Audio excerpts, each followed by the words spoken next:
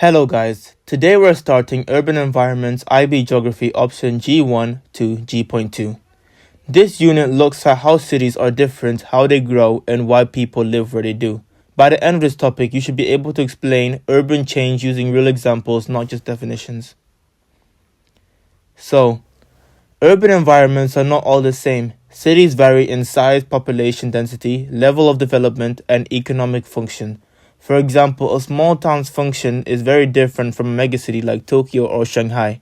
These differences come from geography, history, and economic development. IB describes urban places using four main characteristics: site, function, land use, and settlement hierarchy. These help us explain why cities grow differently, even if they're in the same country. So what is site? Site is the physical location of a settlement. This includes things like flatlands, water supply, climate, and natural resources. For example, London developed along River Thames, and Shanghai is located on the delta, making both ideal for trade.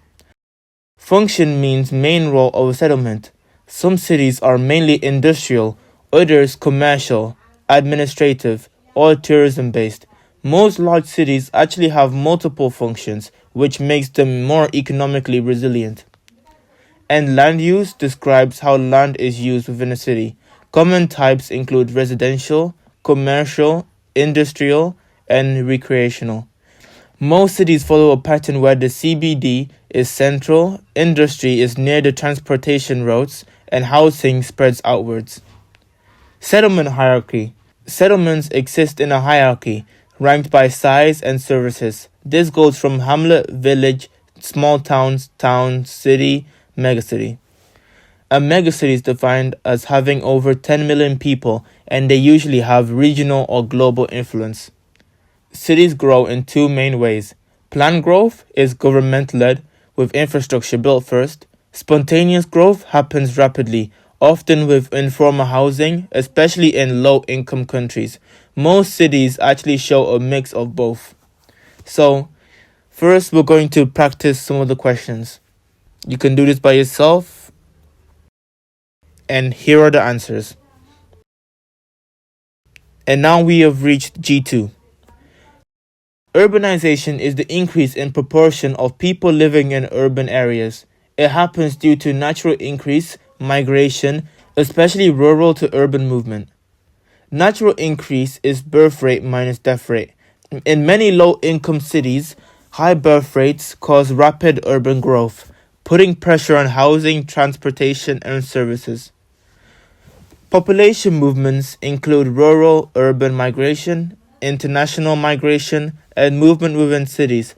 People move for jobs, education, healthcare, and safety, often called pull factors.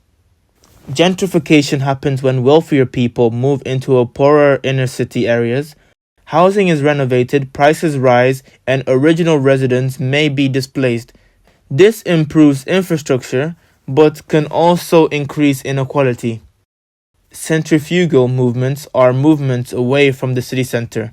These include suburbanization, counter-urbanization, and urban sprawl. Suburbanization is the movement from the city center to the suburbs. People move for cheaper housing, more space, better living conditions, especially when transport improves. Counter-urbanization is the movement from urban to rural areas. This is common in high-income countries and is enabled by remote work and fast transportation. Urban sprawl is the uncontrolled expansion of cities. It leads to low-density housing, car dependency, and loss of farmland. What is deindustrialization? Deindustrialization is the decline of manufacturing. This is caused by globalization, automation, and cheaper overseas production. There are two different types of deindustrialization. Absolute deindustrialization means all industries are completely shut down, or relative deindustrialization means industry shrinks but it still exists. And then we have the opposite, which is reindustrialization. Reindustrialization focuses on technology, services, and green industries. The goal is economic recovery through innovations and skills. These are some new questions. You guys can have a try. And here are the answers. And that was all for today's video for option G to option G.2. Thank you guys for watching.